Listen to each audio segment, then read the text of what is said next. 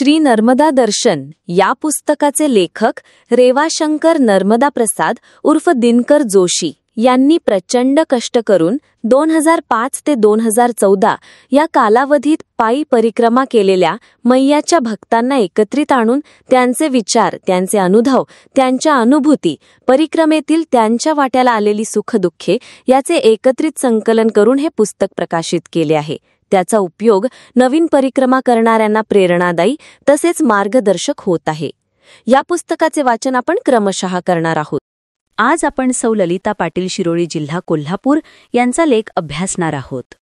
अनेक वर्षात सातत्याने आषाढी आळंदी पंढरपूर वारी केल्यानंतर एके दिवशी वारीमध्ये 20व्याला विश्रांती घेत असताना नर्मदा परिक्रमेची माहिती मिळाली. नकळत माऊलीला हात जोडले. अश्रुपूर्ण नेत्रांनी माऊलीला विचारलं, माऊली, मला करता येईल का ही परिक्रमा? कसं जाता येईल? तिचं रूप कसं असेल? आपल्या मायेच्या कुशीत मला ती घेईल का? रोजच्या रोज तोच विचार, तीच प्रार्थना. आणि काय सांगू, एक दिवस अचानक मैयाचे बोलावणे आले. मनातील कारंजे थुईथुई नाचू लागले, तयारीला लागले. एक मात्र खरे की माऊलीचा मुराळी आल्याशिवाय आळंदी पंढरपूर सोहळा घडत नाही, तसेच मैयाचा मुराळी आल्याशिवाय तिची परिक्रमाही घडत नाही. परिक्रमेला जायचं म्हणजे आधी पतीची परवानगी हवी. ती एका क्षणात मिळाली. दुसरा क्षणही लागला नाही. आता पंढरपूरला जाऊन सद्गुरू श्री विठ्ठल तात्यासाहेब भास्कर महाराज यांना परिक्रमेला जाऊ का विचारताच त्यांनीही एका क्षणात होकार दिला आणि आपण स्वतःहून घरी येऊन तशी लेखी परवानगीही दिली. आता मुलांची परवानगी, त्यांनीही ती दिली. थोड्याशा आनंदाने, थोड्याशा नाराजीने, पण मला आई तू परिक्रमेला जा म्हटले. कारण त्यांची जबाबदारी माझ्या हातून अजून पार पाडली गेलेली नाही. तरीही मी निघाले. माईने साथ घातली व तिच्या कुशीत विसावायला तिचीही लेक तेवढ्याच ओढीने धावत पळत निघाली. ना परिस्थितीचा विचार केला, ना स्वतःच्या शारीरिक क्षमतेचा विचार केला. मैयाला भेटायला उतावीळ जीव संपूर्ण शरणागतीने तिच्या पायावर साष्टांग दंडवत घालीत स्थिरावला. त्वदीय पाद पंकजम नमामि देवी नर्मदे, नमामि मातोः नर्मदे. नर्मदा परिक्रमेचा संकल्प उचलला व मैया किनाऱ्याने चालायला सुरुवात केली. आणि पहिल्याच 12 किलोमीटरच्या टप्प्यात मैया फार मोठी परीक्षा घेते. अतिशय दुर्गम पहाडी, अवघड रस्ता आणि जरासा जरी पाय चुकला तर जलसमाधीच. पण मैया आपल्या लाडक्या बाळांना अलगदपणे हाताने उचलून नेते. कळत सुद्धा नाही की इतका अवघड रस्ता आपण कसे चालत आलो. ही कृपा मैयाचीच. तिला एकदा शरणागत झालं की खुशाल चालावं, पडणार नाहीच, कारण शरणागत व्रजप पंजर, अशी ही मैया. बिलोरा ते बिलवाडा अतिशय थरारक अनुभव. पुढच्या दोन्ही हातांनी पुढील पहाडीच्या एका टोकाला धरायचं. जरासा आधार मिळाला की पायानी तिथपर्यंत पोहोचायचं. आता हे वर्णन 1 सेकंदात झालं, पण त्यावेळी नर्मदे हर, नर्मदे हर, नर्मदे हर या कळकळून केलेल्या नामस्मरणाशिवाय दुसरे काहीही सुचत नव्हते. अशी दुर्गम पहाडी आयुष्यात पूर्वी कधीही पाहिलेली नव्हती. ती चढून जाणे ही काय आमची किमया? छे, ही तर सद्गुरू कृपा, मैयाची कृपा. एका अपूर्व समाधानात मोरटक्काला आलो. आता सदावरत घेऊन करून खाण्याची क्षमता कुणाजवळही नव्हती व आश्रमातही भोजनप्रसादी नव्हती. मैयाचे जल पिऊन आसन लावून नामस्मरण करीत झोपलो. झोप येईना. आई आपल्या मुलांना उपाशी झोपवून कधी गप्प राहील का? आईच ती. आपली लेकरं पोटभर जेवलेली पाहूनच तिला शांतता वाटणार. तसंच झालं अगदी अनपेक्षितपणे. आश्रमवासियांना साधी कल्पना नव्हती.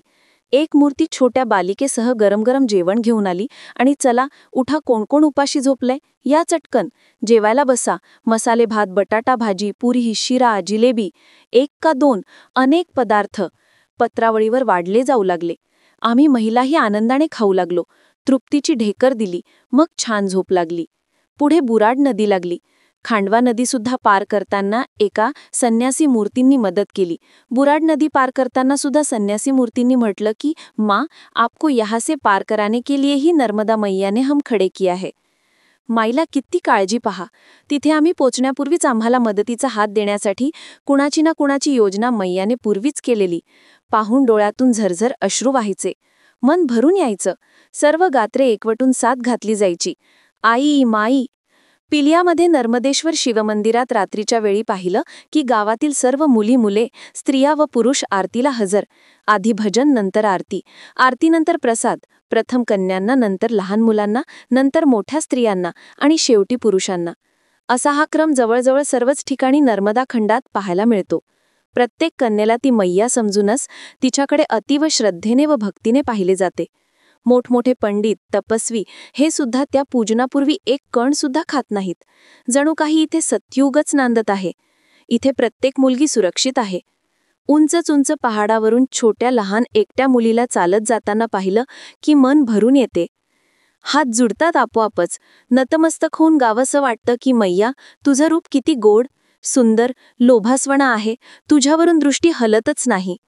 पुढे घोंगसामध्ये पहिल्या वेळेला श्री पवार गुरुजी व श्री लखनगिरी बाबा यांच्याबरोबर सत्संग झाला. अनेक गोष्टी पाहायला मिळाल्या. अगदी छोटी छोटी लहान मुलं आईची वाट पाहतो तशी बाबांची वाट पाहत राहायचे. बाबांना भेटण्यासाठी विंध्यन पर्वत ते सातपुडा आणि सातपुडा ते विंध्य पर्वत हे नर्मदेचं पात्र साधारणपणे 1000 ते 1500 फूट खोल असलेले व तितकंच रुंद असलेले पोहून जायचे व यायचे. कशासाठी? तर लखनगिरी बाबा त्यांना दोन्ही वेळचे पोटभर जेवण आणि माया देत होते. लहान म्हणजे 5 ते 6 वर्षाची मुलं, साधारणपणे 12 वर्षांच्या आतीलच मुलं एवढी मोठी मैया पोहून पार करायचे. ते पाहून क्षणभर मनात आलं ते इथे कन्याभोजन व कन्यापूजन होते हे योग्यच आहे. कारण अंजनी मातेने श्रीरामांना म्हटले होते की श्रीरामा, तुला त्रास देण्याऐवजी हनुमंताने रावणाला का मारलं नाही? तुला माझ्या दुधाचा प्रताप पाहायचा आहे का? असे म्हणून तिने आपल्या दुधाच्या धारा पर्वतावर सोडल्या तर त्याने 2 भाग झाले होते. असे साहस इतक्या लहान वयात शिकवणारी कन्या पूजनीय, वंदनीय तर आहेच आहे, पण त्याचबरोबर तिच्या गुणांचा आंतरराष्ट्रीय क्षेत्रात सन्मान झाला पाहिजे. जलतरणपटू म्हणून आंतरराष्ट्रीय स्तरावर मुलांचा सत्कार करून त्यांना सुवर्णपदक बहाल केले जाते. त्यांना अनेक सवलती मिळतात. प्रत्येक गोष्ट त्यांना सहज साध्य होते. मलाही वाटतं की अशी नर्मदा खंडातील मुले हेरून त्यांनाही ही मदत मिळावी, त्यांचा विकास व्हावा. 5व्या 6व्या वर्षी आपण फार तर कुठल्या तरी टँकवर, नदीवर, विहिरीवर मुलांना पोहायला शिकवण्यासाठी घेऊन जातो. तीच मुले इथे लीलया अगदी सहजतेने मैया पार करतात. पाहून वाटतं की आई मुलाला कौतुकाने हातावर खेळवते, तशीच मैया यांनाही हातावर खेळवते. ही मुलंही आनंदाने उड्या मारतात. 1,500-2 हजार खोलीचं पात्र सहज पोहून जातात. तसेच इरंदाजीमध्ये इथल्या लहानातील लहान मुलाचाही नेम अचूक आहे. किती जवळ किंवा लांब बाण मारायला सांगा, नेम चुकणार नाही. त्यांना शिकवण्याची गरज नाही, तर त्यांना हे बाळकडू मिळालेले आहे. बरं वागणं म्हणावं तर सहज, स्वच्छ, एखाद्यासाठी जीव देतील. पण मनातून माणूस उतरला किंवा तो शत्रू आहे असे वाटले तर मग नर्मदे हर. त्यांच्या तावडीतून सोडवणे अवघड, अशक्यच. प्रेमही इतकी करतील की स्वतः उपाशी राहून अतिथीला जेवायला वाढतील. सुशिक्षित व सुधारित समाजापासून वंचित आहे. शिक्षणाने कदाचित यांच्यात पूर्णतः बदल होईल. इथेच कन्याभोज करायचं असं मनात विचार आला. त्याला श्री बाबाजींनी संमती दिली. सगळी व्यवस्था त्यांनीच केली. साधारणपणे 100 कन्या आल्या, अगदी छोट्या छोट्या. निरागस भाव, निरागस हसू. एक एक डोंगर पार करून आल्या. काही 20-20 किलोमीटर अंतर पार करून उंचच उंच डोंगरावरून अलगद व सहजतेने आल्या. नुसतं त्यांना पाहून सुद्धा हृदय भरून येत होतं. जेवणाचा बेत डाळबाटी, भात, कढई असा होता. श्री बाबाजी नुसते लक्ष देत होते, पण इथे एक दिव्यशक्ती राबते आहे असे वाटत होते. सर्व केलं त्यांनीच. कन्यापूजन करून त्यांना नमस्कार करून दक्षिणा दिली. ही सगळ्यांना दिसलं, वाटलं, पण यात माझी भूमिका काय होती? ते देणारे हातही माझे नव्हते, की मीही माझे नव्हते. त्या आधिमायेने ते सर्व केले, करवून घेतले. किती लाड पुरवते पहा मैया. तिला समर्पित झाले, संपूर्ण शरणागती झाले की बस, आपल्याला काहीही करावं लागत नाही. शूलपाणी झाडीतून पुढे एका कुत्र्याने संपूर्ण साथ केली. थोड्या अंतरावर जाऊन ते थांबत असे व मी त्याच्यापर्यंत पोचले की पुढे चालत असे. मध्येच एखादी मुलगी दिसायची, एखादे झाडही लांबून मनुष्य कृती वाटायचे. फार आधार वाटायचा. हे सर्व काय आहे? चराचरात भरून असलेल्या परमेश्वराचंच रूप आहे. माझी मैया किती रूपाने दिसते पाहून हात जोडले जातात. झरझर अश्रू वाहतात व मन श्री तुकोबारायांचे अभंग गाऊ लागते. वृक्षवल्ली आम्हा सोयरे वनचरे व उभ्या उभ्याच मन दंडवत घालते. नर्मदे हर, हर हर नर्मदे. पहिल्या परिक्रमेत असा अनुभव आला तर दुसरे वेळेस घोंगसाममध्ये श्री बाबाजींची समाधी. निराव शांतता. समाधीचे दर्शन घेऊन रात्री मुक्काम व दुसरे दिवशी चालण्यास सुरुवात केली. बरोबर 6-5 माताराम व 1 मूर्ती सेमलेटची पहाडी कशीबशे पार केली. मग मात्र आता आपली शक्ती नाही याची जाणीव होऊन खूप रडू आले. रात्रभर मैयाचा धावा करीत राहिले. मैया, मी संपूर्ण शरणागत आहे. ही दुर्गम पहाडी चढणे अशक्य आहे. कारण मला बीपीचा त्रास, तसेच धापेचाही त्रास, त्याचबरोबर गुडघेदुखी या सगळ्यांचा धरातून निघताना विचार केला नाही किंवा तसा विचारसुद्धा मनात आला नाही. पण आता पहाडी पाहून मात्र गलित गात्र अवस्था झाली. एक क्षणभरही चैन पडेना. नुसता मैयाचा धावा. सकाळी चालायला सुरुवात केली. भादल पुढे होते आणि साधू बोले नर्मदे हर. पहाडी बोले नर्मदे हर. राम बोले नर्मदे हर. लक्ष्मण हर. असा प्रत्येक वस्तूचा, रस्त्याचा, झाडझुडपांचा उच्चार करीत नर्मदे हर म्हणत 2 साधू, 1 बालक, मातारान अशी काही मूर्ती जवळच येऊन चालू लागली. आम्हीही नर्मदे हर म्हणत त्यांच्याबरोबर चालू लागलो. आणि चढण आली आणि ते साधू जवळ येऊन मला म्हणाले की हम आपके बालक हैं. हमें नर्मदा मैया की आज्ञा है कि आपको पहाड़ी चढ़ाना और उतरवाना है. आपको 1 खरोच तक आनी नहीं चाहिए. चलो, डरना नहीं. मला खूपच आश्चर्य वाटले की इतकी सर्व माणसे असताना ह्यांनी येऊन फक्त मलाच असे कसे म्हटले. आणि खरोखर भादल, साद्री, भमाणा, बिलगाव, धडगावपर्यंत त्यांनी सोबत केली. पुन्हा संपूर्ण परिक्रमित दिसले नाहीत. पुन्हा मला गुरुजींचे शब्द आठवले की तुम्ही शूलपाणीतून परिक्रमा करा किंवा बाहेरून, मैया तुमची काळजी घेईल. खरोखर एवढी दुर्गम पहाडी मी अलगदपणे चढले, उतरले. मला साधं खर्चटलं सुद्धा नाही. ही सर्व मैयाचीच कृपा. तिनेच तर ही दुर्गम वाट दगडधोंड्याची पण माझ्यासाठी मखमलीची केली. चंदन सहाणेवर उगाळल्यानंतर त्याचा सुगंध दरवळतो, तशीच मैयाची ही अनेक रूपं परिक्रमेत पाऊलोपाली पाहायला मिळतात, अनुभवता येतात. पुढे माथासरच्या शेवटच्या टप्प्यात पुरातन शूलपाणी मंदिर होते असे ऐकल्यावर तिथे आरती केली व समाधानाचा सुस्कारा सोडत चालू लागलो. पण काय संध्याकाळचे 5 वाजले तर अजून 15 किलोमीटर अंतर चालल्याशिवाय कुठेही वस्ता करता येणार नाही असे समजले. क्षणभर भीती वाटली. पुन्हा मैयाचा सर्वांनी मिळून धावा सुरू केला. आणि लांबून 1 मूर्ती येताना दिसली. जवळ आल्यावर त्यांनी मला ओळखले. म्हटले की यापूर्वी आपण परिक्रमेत भेटलो होतो. मी एक लहान आहे, पुन्हा पुन्हा परिक्रमा करू शकतो, पण तुम्ही परत या वयात कसं काय आलात? आमच्यापर्यंत येईपर्यंत त्याने 70 किलोमीटर अंतर चालून झालेले होते. मी विनंती केली की मैयानेच आपल्याला आणले आणि योग्य वेळी आपली भेटही घडवली. त्याने माझी सॅक आणि कमंडलू घेतली. ती मूर्ती पुढे व आम्ही 7 जण मागे असे चालत राहिलो. अमावस्येची रात्र, रस्ता अनोळखी, काळा कुट्ट अंधार. ओढ्याच्या कडेकडेने चालायचे. पाय चालत होते, तोंडाने नामस्मरण चालू होते. आणि अचानक एक मोटरसायकलवरून एक मूर्ती आली. त्याने विचारलं की अजूनही 4 किलोमीटर वाट चालल्याशिवाय वस्ता करता येणार नाही. काय करणार? आमच्या हातील बॅटऱ्यांच्या उजेडात आम्ही चालत होतो. त्याने म्हटले की आधी बॅटऱ्या बंद करा, मोटरसायकलच्या फोकसच्या उजेडात चालत राहा.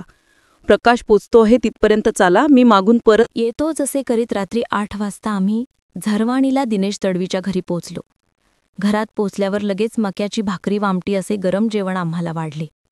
जेवल्यावर अर्थातच झोप आली. सकाळी आम्हाला घेऊन आलेल्या मूर्तीने आपण जळगावचे असून आळंदीला शिकत असल्याचे सांगितले.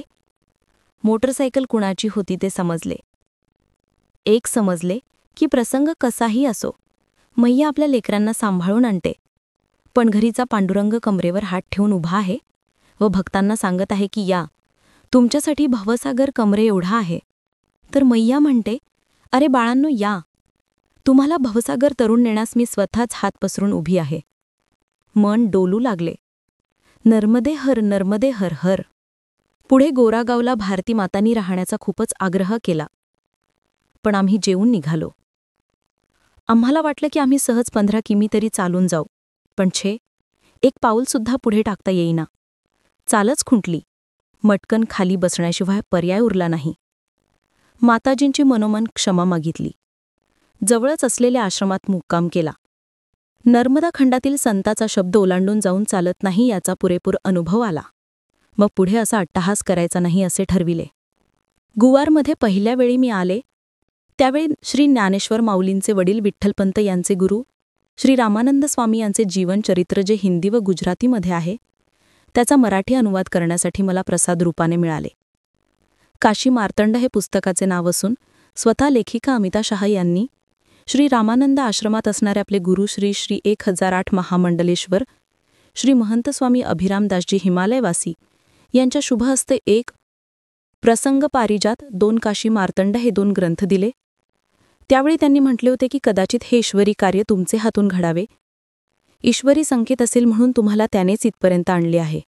यावेळी त्यांनी मला पुस्तक छापण्यास लेखी अनुमती दिलेली आहे. पुस्तकाचे काम चालू आहे. श्री रंगावधूत महाराजांनी भालोदला तप केला. श्री शरदचंद्र प्रतापे महाराजांनी आपले तपोबल जपले.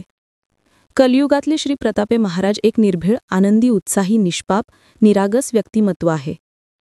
इथे मला भेटायला माझी मुलगी नीलांबरी आली. श्री प्रतापे महाराजांच्या कृपेने तिचीही गाडीने परिक्रमा झाली. इथे मी थोरले महाराज चरित्र यांचे पारायण केले व मला स्वामी श्री अनंत तीर्थ यांचीही कृपा लाभली. स्वामी अनंत तीर्थ हे थोरले महाराजांचे शिष्य श्री अनंत स्वामी पेंढारकर महाराजांचे शिष्य आहेत.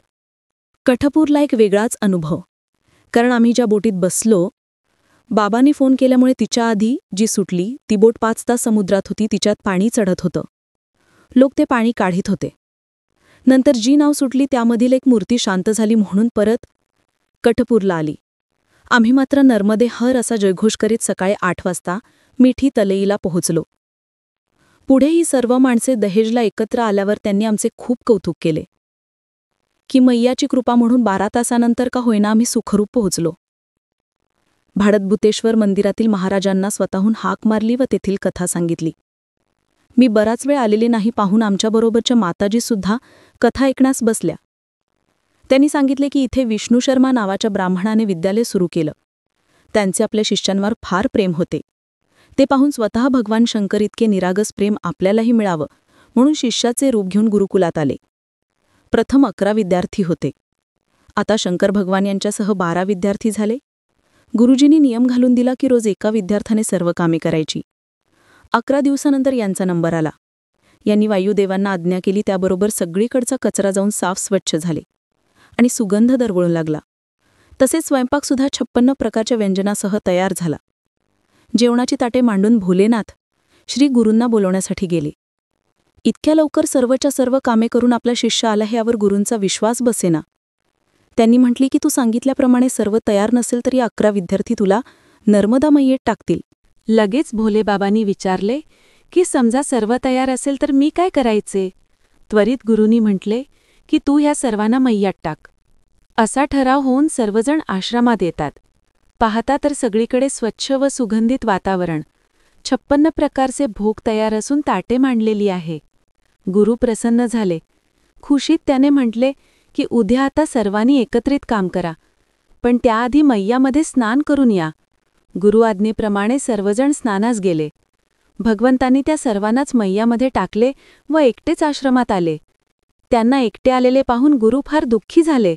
त्यांनी क्रोधित होऊन विचारले की मी फक्त आपल्या आज्ञेचे पालन केले, त्या सर्वांना मैयात टाकले, त्यांना जलसमाधी दिली. ते ऐकून गुरु अति दुःखी झाले. पुन्हा शंकरांना वाटले की असं गुरूंना दुःखी करणे बरे नाही, म्हणून ते गुरूंना म्हटले की गुरुजी, आपण आज्ञा केली तर मी त्या सर्वांना परत जिवंत घेऊन येतो. सर्वांना जिवंत झालेले पाहून हे गुरु म्हणतात की तू कोण आहेस, तुझे खरे रूप प्रगट कर.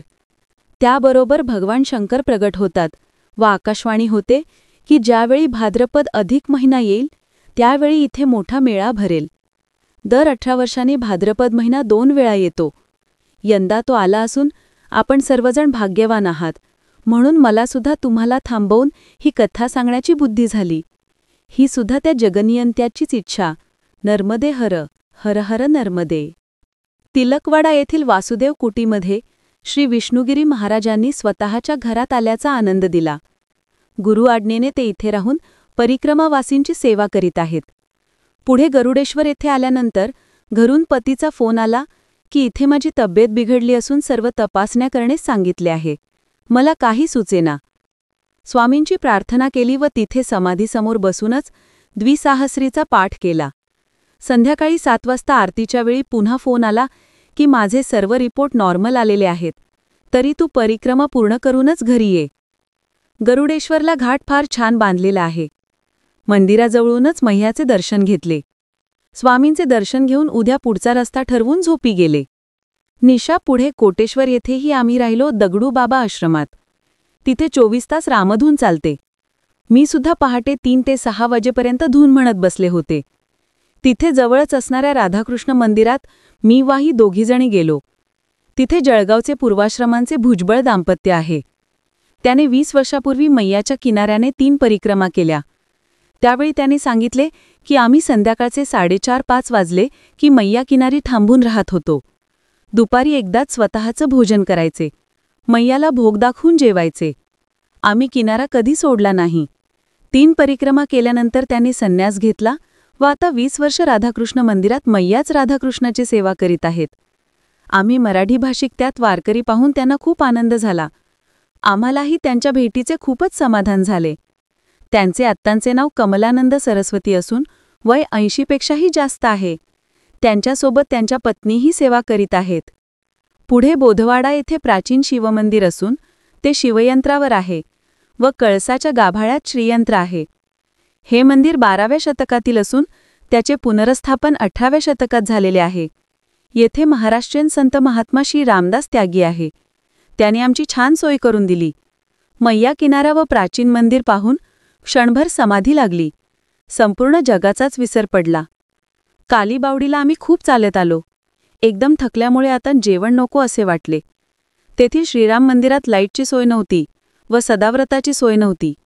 बरोबरच्या परिक्रमावासींनी चुरमुरे फुटाणे बिस्किटे खाऊन आपली भूक शांत केली. पुन्हा मी व माई आता काय करायचे? सर्वच उपाशी राहणार या विचाराने मंदिराबाहेर आलो. निदान पाणी तरी कुठे आहे पाहूया म्हणून जरा फिरत होतो. एवढ्यात एका दुकानदाराने आमची विचारपूस केली व म्हटले की आपण पूजापाठ करा, मी अर्ध्या तासाच्या आत आपल्याला बोलवायला येतो. आणि खराच आमची पूजा आरती संपायच्या आत त्याने आम्हाला भोजन तयार आहे, घरी चला. घरात गेल्यानंतर मुगाची खिचडी, तूप आणि गरमागरम मेथी पराठे असे जेवण होते. त्यांच्या आमच्यावरील नितांत भक्ती, आदर पाहून मन भरून आले. असा अनुभव छोटा बडदा इथे सुद्धा आला होता. तसेच शिनोर इथेही आला होता. शिनोर इथे महाराजांनी स्वतःच जेवायला वाढले. मैया किनारी उपाशी झोपायचे नाही, ती उपाशी झोपून देणार नाही. पुढे महेश्वरलाही असेच झाले. आम्हाला तेथील विठ्ठल मंदिरात पोहोचायला बराच वेळ झाला. वाटले की आता जेवणाची वेळ संपली, आपल्याला जेवायला मिळणार नाही. पण काय आश्चर्य, तिथे सकाळीच एकाने येऊन सांगितले होते की 9 मूर्ती जेवायला येणार आहेत, तरी त्यांचे जेवण करावे.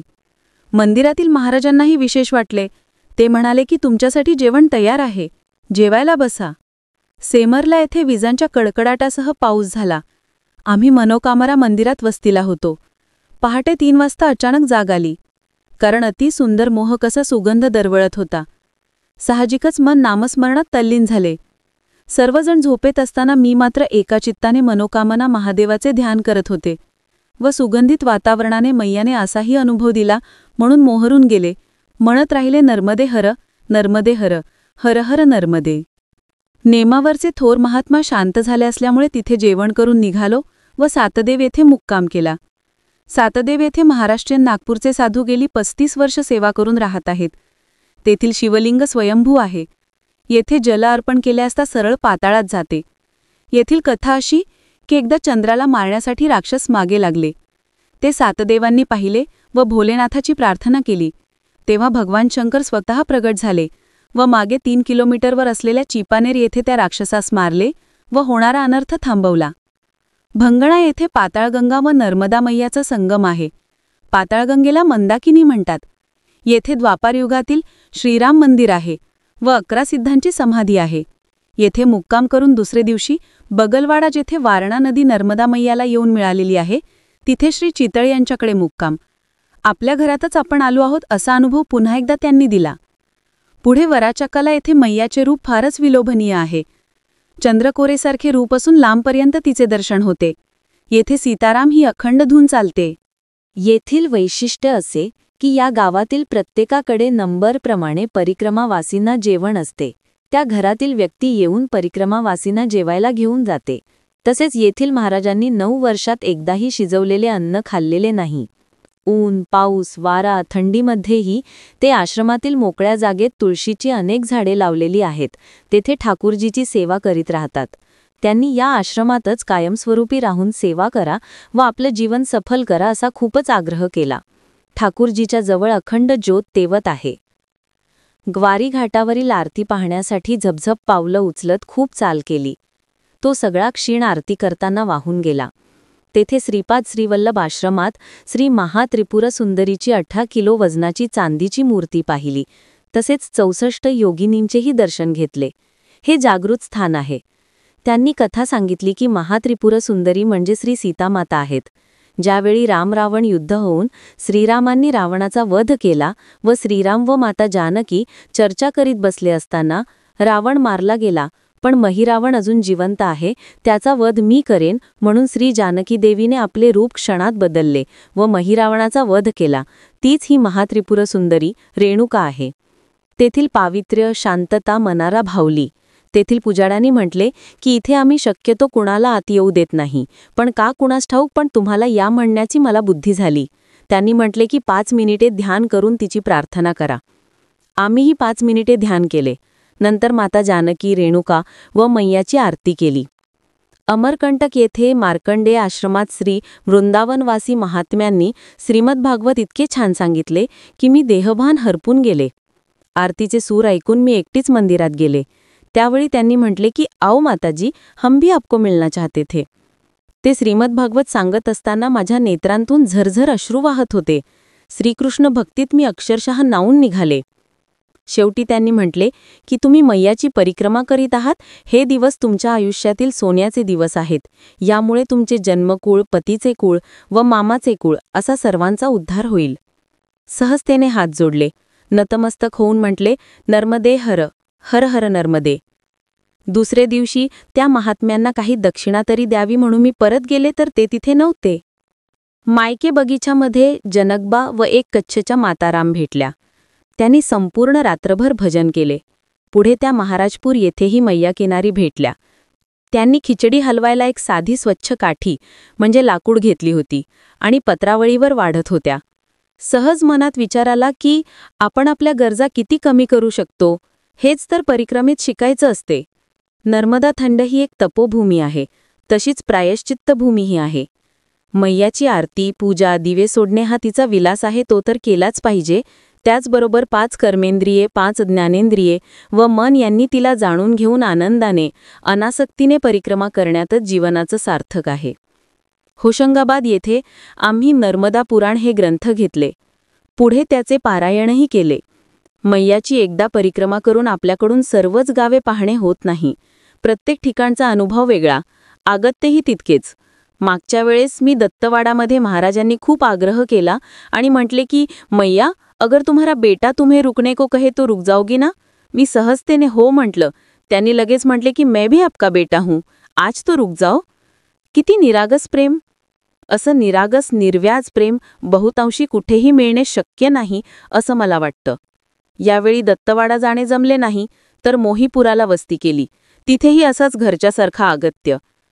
पहिल्या वेळेला चिखलदामध्ये वस्ती केली. तिथेही घरातील 2 मुलांनी व त्यांच्या वडीलधाऱ्यांनी आपुलकीने सेवा दिली. तर यावेळी बोधवाडामध्ये वस्ती केली. दोन्हीकडेही तितकीच आपुलकी. मैया किनारी 3 ते 5 किलोमीटरवर आश्रम आहेत. क्वचित कुठेतरी दुरावस्था होते, होत नाही असे नाही, पण तिकडे आपण दुर्लक्ष करायचे. त्यासाठी नाराज व्हायचं काय कारण आहे. आश्रमच काय, पण प्रत्येक घराघरातून तुम्हाला अगत्य मिळतेच. या प्रकारे हे एका अगदी वेगळ्याच अनुभवाचे विश्व बनायला होत आहे. पाहायला मिळेल. नर्मदे हर म्हटले की हाचे काम टाकून घरातील माताराम धावून येणार. आपल्याला जे काही पाहिजे असेल ते देऊन स्वतः आनंदित होणार. कित्येक वेळा दुपारी उशीर झाला असतानाही आम्हाला गरम रोटी या घरांतूनही करून वाढलेली आहे. चला पुढे जा असं कधीही कुठेही कुणीही म्हटलेले नाही. हे सुद्धा शिकलंच पाहिजे. दारी आलेल्या अतिथीला विनमुख पाठवायचं नाही, ही तर आपली प्राचीन संस्कृती आहे. ती जपली पाहिजे. विनोदाने माणसं म्हणतात की नर्मदखंडात एक वेळ अजीर्णाने माणसाचे पोट दुखेल, पण उपवासाने नाही. किती म्हणून गुणगान गायचे, शेवटी शब्द अपुरे आहे. मैयाचा अगाध महिमा आम्ही त्रोटक शब्दात काय आणि कसा वर्णन करावा. मैयाची भूमी सिद्धाची वैराग्याची भूमी आहे. इथे विकल्पाला थारा नाही. मैया ही चैतन्य आहे. या चैतन्याला परिक्रमा करीत असताना आपल्या अंतरंगी असणाऱ्या नर्मदा मैयालाही ही परिक्रमा होऊ दे. षडविकार जाऊन पूर्ण निर्विकल्प निरामय जीवन होऊ दे. लघुत्व येऊ दे. त्यातच खरं सुख आहे. मैया पूर्णतः शरणागत होऊन जाण्यातच जीवनाची धन्यता आहे. अनेक साधू संत देव दानव यांनी मैया किनारी तप केले आहे. आपणही आपल्या खारीच्या वाट्याप्रमाणे परिक्रमारूपी तपाचा मनसोक्त आनंद लुटावा. मिळालेल्या वेळेचा सदुपयोग करून घ्यावा. घरांतून परवानगी मिळाली म्हणून तिथपर्यंत यायला मिळाले. मैयाची रूपे पाहता आली, अनुभवता आली.